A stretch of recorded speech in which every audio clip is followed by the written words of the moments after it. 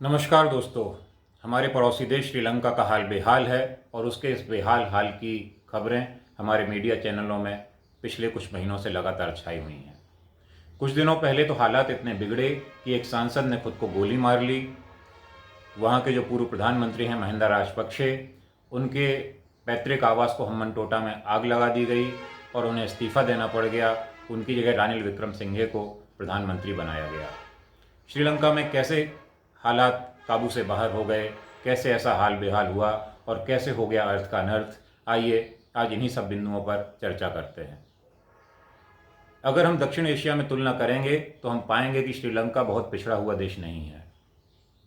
अगर हम भारत से तुलना करें तो वहाँ की प्रति व्यक्ति आय भारत की प्रति व्यक्ति आय की तुलना में कुछ समय पहले तक लगभग दोगुनी थी।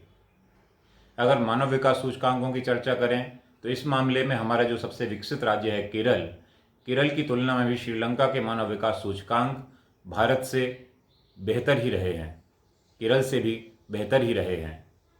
फिर ऐसा क्या हुआ कि श्रीलंका इस हालत में पहुंच गया?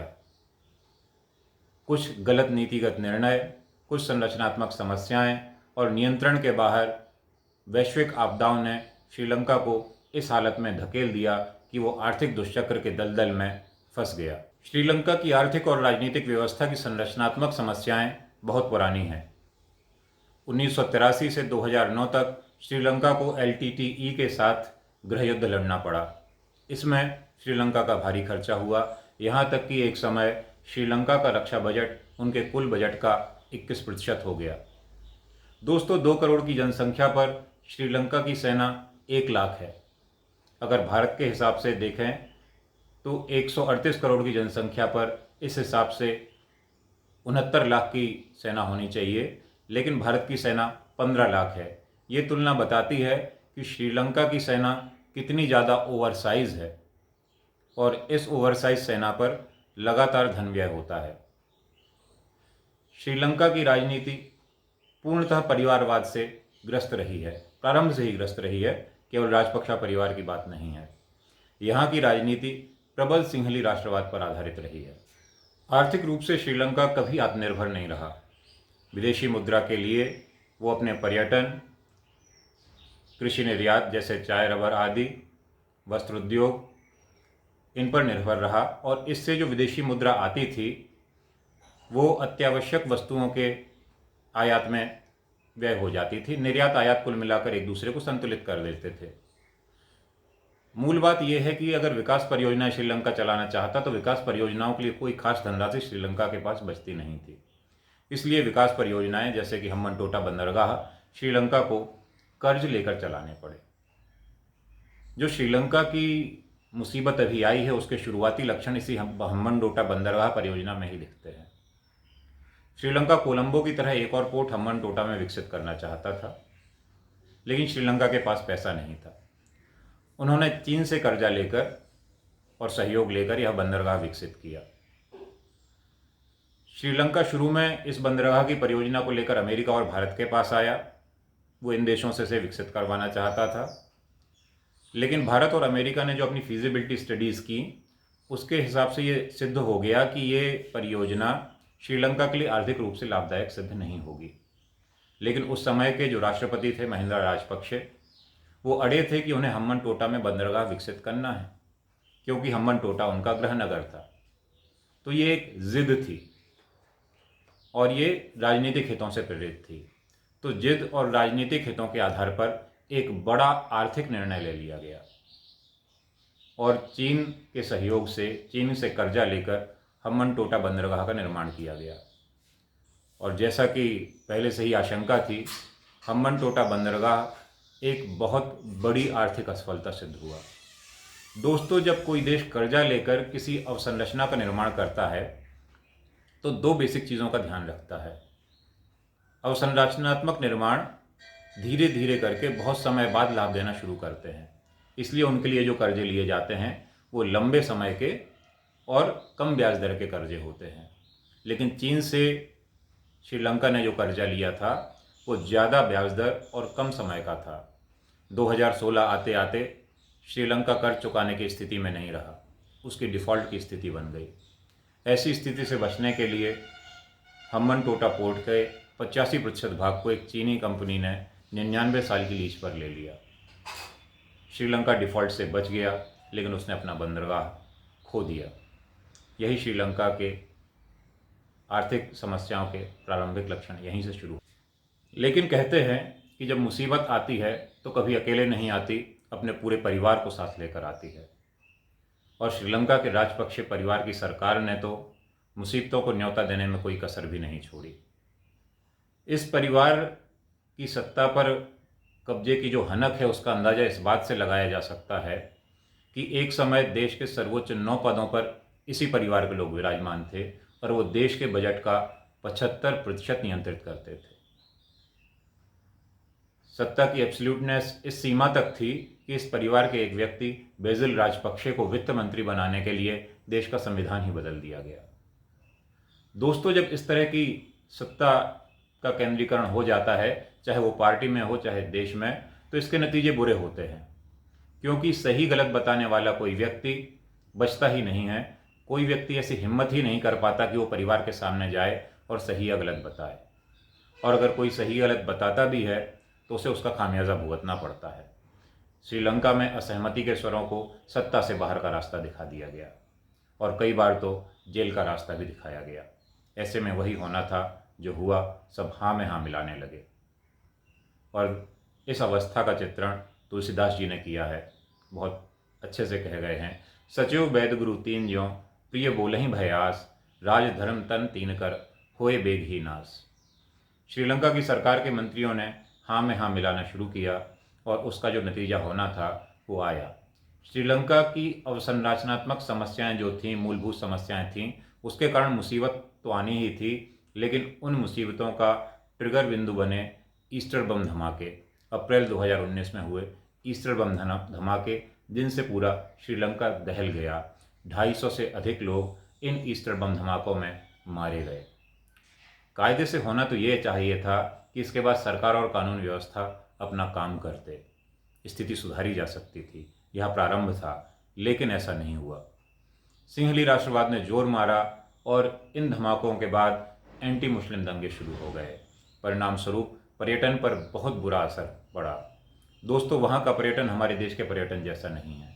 वहाँ पर्यटन देश की जीडीपी में 10% हिस्सेदारी देता है और ये 10% हिस्सेदारी वाला पर्यटन इन ईस्टर बम धमाकों के कारण पूरी तरह से हिल गया। लेकिन इसके असर से श्रीलंका निकल सकता था, पर अभी राजपक्षा परिवार की पुनर्वापसी बाकी थी। 2019 में नवंबर में जब इलेक्शन हुआ तो इलेक्शन में प्रबल राष्ट्रवाद हावी था और उस राष्ट्रवाद की लहर पर सवार होकर गोटाबाया राजपक्षे राष्ट्रपति बन गए। गोटाबाया राजपक्षे जी ने एक प्रॉमिस किया था कि वो आते ही टैक्स दरों में बड़ी राहत प्रदान करेंगे। वादा किया है तो निभाना होगा की तर्ज पर उन्होंने राहत प्रदान भी की। वहाँ जो वैट है, वैल्यू एडेड टैक्स, वो उस समय 15% था, उन्होंने सीधे घटाकर 8% कर दिया गया। आयकर में ऐसी राहत प्रदान की कि जो 5 लाख तक की सीमा थी कर राहत की, उसे सीधे बढ़ाकर 30 लाख कर दिया गया। यहाँ ध्यान देने योग्य बात है कि देश का सबसे बड़ा पर्यटन सेक्टर भी हिला हुआ है। उसके बाद टैक्स रेवेन्यू उन्होंने इस तरह से गिरा दिया, टैक्स रेवेन्यू आधा रह गया। दोस्तों, जब इस तरह की छूट दी जाती है टैक्स में, तो सरकार दरअसल 2 उम्मीदें कर रही होती है। पहली उम्मीद तो सरकार की ये होती है कि हम टैक्स छूट दे रहे हैं तो टैक्स का दायरा बढ़ जाएगा, लोग ज़्यादा टैक्स चुकाएंगे और ये बढ़ी हुई संख्या से हमने जो दर कमी की है उसकी भरपाई हो जाएगी। और दूसरी ये उम्मीद होती है कि लोगों के हाथ में ज़्यादा पैसा रहेगा, और जब लोगों के हाथ में ज़्यादा पैसा रहेगा तो लोग ज़्यादा खर्च करेंगे और अर्थव्यवस्था चल निकलेगी। उम्मीद बुरी नहीं थी, लेकिन जो कट किए गए थे वो बहुत ज़्यादा थे और संख्या में वृद्धि से उनकी पूरी नहीं हो सकती थी। और श्रीलंका में तो संख्या में वृद्धि होने की जगह करदाताओं की संख्या और घट गई। और उसके बाद वो हुआ जिसने पूरे विश्व को झकझोर दिया, कोविड आ गया। कोविड आने के बाद खर्च की संभावना ही घट गई, इसीलिए खर्च रुक गए। और कोविड के कारण जो सबसे बुरा हुआ कि पर्यटन जो ईस्टर बम धमाकों के कारण हिला था, वो कोविड के कारण तबाह हो गया। वस्त्र निर्यात जो श्रीलंका का प्रमुख निर्यात था, कोविड के कारण थम गया। ये ऐसी स्थितियां बनी कि श्रीलंका की जो विदेशी मुद्रा की आय थी वो लगभग रुक गई। लेकिन श्रीलंका के आयात, जो कि इसेंशियल वस्तुओं के थे, खनिज तेल थे और ज़रूरी वस्तुएं थी, मशीनरी थी, उनको रोका नहीं जा सकता था। परिणाम स्वरूप निर्यात और पर्यटन से मिलने वाली विदेशी मुद्रा रुक गई और आयात रुका नहीं। तो श्रीलंका का विदेशी मुद्रा भंडार तेजी से कम। जिस विकट परिस्थिति में श्रीलंका पहुंच चुका था, उस समय श्रीलंका के पास, उनकी सरकार के पास आयात पर प्रतिबंध लगाने के अलावा और कोई चारा था नहीं। लेकिन कौन सरकार होती है जो विकट परिस्थितियों को स्वीकार कर ले, देश के सामने जाके कह दे कि विकट परिस्थिति है, हमें प्रतिबंध लगाने पड़ेंगे। इतिहास में हमें केवल लाल बहादुर शास्त्री का उदाहरण मिलता है, जिन्होंने साफ साफ कह दिया था कि हमें एक समय व्रत रखना पड़ेगा। लेकिन आज के दौर में श्रीलंका में खासतौर से ऐसी ईमानदारी नहीं थी। श्रीलंकाई सरकार अपने लोगों से नहीं कह पाई कि हालात बहुत बुरे हैं, आयात प्रतिबंध लगाने पड़ेंगे।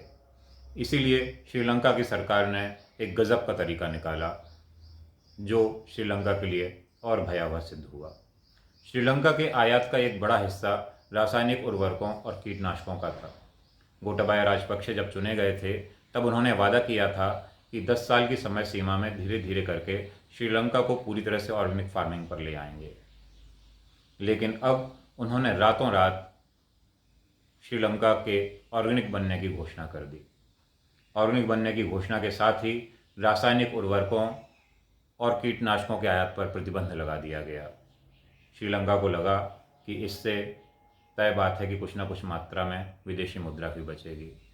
गोटाबाया राजपक्षे विदेशी मंचों पर जाकर घोषणा कराए कि श्रीलंका ने एक बहुत महान कदम उठाया है और बाकी देशों को भी उसका अनुसरण करना चाहिए। श्रीलंका एक मिसाल बन गया है। श्रीलंका मिसाल बना भी, लेकिन ऐसा नहीं कि लोगों का अनुसरण करना चाहिए, बल्कि ऐसा कि लोग उसके अनुसरण से बचें। उस समय श्रीलंका की सरकार को लगा कि सांप भी मर गया है और लाठी भी नहीं टूटी, लेकिन ऑर्गेनिक फार्मिंग पर रातों रात शिफ्ट होने का नतीजा ये हुआ कि सांप भी बच गया और लाठी भी टूट गई। दोस्तों, ऑर्गेनिक फार्मिंग जैसे निर्णय रातों रात नहीं लिए जा सकते। भले ही समर्थक इन्हें मास्टर स्ट्रोक कहकर प्रचारित करें, पर ऐसे झटके में लिए गए निर्णय दुख देते हैं और अंत में समस्या पैदा करते हैं। ऑर्गेनिक फार्मिंग की बात करें तो ये धीरे धीरे चलने वाली प्रक्रिया है। हमारे देश में 2016 में सिक्किम ने खुद को पूरी तरह से ऑर्गेनिक कृषि पर घोषित किया, लेकिन इसकी प्रक्रिया उसने 2013 में शुरू कर दी थी। 13 साल में धीरे धीरे रासायनिक उर्वरकों को फेज आउट किया गया, रासायनिक कीटनाशकों को फेज आउट किया गया, तब जाके 2016 में वो पूर्णतः ऑर्गेनिक फार्मिंग पर आ पाए। लेकिन श्रीलंका ने एक झटके में, एक दिन में इस प्रक्रिया को पूरा किया और उस झटके का असर श्रीलंकाई अर्थव्यवस्था को झेलना पड़ा। दोस्तों, इस झटके ने श्रीलंका की अर्थव्यवस्था को 3 तरीके से तबाह किया। सबसे पहले तो जो वहाँ का निर्यात था, चाय और रबर, ये कृषि उत्पाद थे, इनका उत्पादन एकदम गिर गया, निर्यात गिरा। दूसरी समस्या आई कि चावल उत्पादन में श्रीलंका जो लगभग आत्मनिर्भर था, चावल का उत्पादन गिर गया और चावल के आयात के लिए भी श्रीलंका को बाध्य होना पड़ा। और चावल वहाँ की मुख्य खाद्य वस्तु है, उसके बिना श्रीलंका का काम नहीं चल सकता था। और तीसरी बात जो हुई, किसानों ने इन कदमों का इतना प्रतिरोध किया, क्योंकि उनकी फसल 30%, 40% गिर गई थी, कि अंत में श्रीलंका को अपने कदम वापस खींचने पड़े और किसानों को एक बड़ा राहत पैकेज भी देना पड़ा। इसका स्वाभाविक परिणाम हुआ कि श्रीलंका की जो मुद्रा है उसका अवमूल्यन हो गया। श्रीलंका की मुद्रा बहुत नीचे गिर गई। इससे श्रीलंका में आने वाले आयात और भी महंगे हो गए और उनके मुद्रा कोष पर और भी दबाव पड़ा। मुद्रा के कमज़ोर होने का फ़ायदा भी होता है, इससे उस देश के निर्यात दूसरे देशों में सस्ते हो जाते हैं और निर्यात बढ़ता है। लेकिन श्रीलंका के पास निर्यात के लिए कुछ बचा ही नहीं था। इसीलिए श्रीलंका की स्थिति विकट से विकटतर होती गई। इसके बाद भी जो थोड़ी बहुत हिम्मत बची थी, वो रूस और यूक्रेन के युद्ध ने पूरी कर दी। इससे क्रूड ऑयल और अन्य आवश्यक वस्तुओं की, जिनका श्रीलंका लगातार आयात करता था, उनकी कीमत बहुत ज़्यादा बढ़ गई और श्रीलंका वर्तमान स्थिति को प्राप्त हो गया। दोस्तों, इन परिस्थितियों में हमारे देश भारत ने श्रीलंका का लगातार सहयोग किया है, लेकिन श्रीलंका को इस मुसीबत से कैसे निकलना है, इसके कड़े निर्णय वहाँ की सरकार को खुद ही लेने पड़ेंगे। अगर आपको ये वीडियो पसंद आया हो तो इसे शेयर करें, कमेंट करें, लाइक करें, और अगर आप चाहते हैं कि आप हमारे साथ लगातार संपर्क में जुड़े रहें तो सब्सक्राइब करना ना भूलें। धन्यवाद।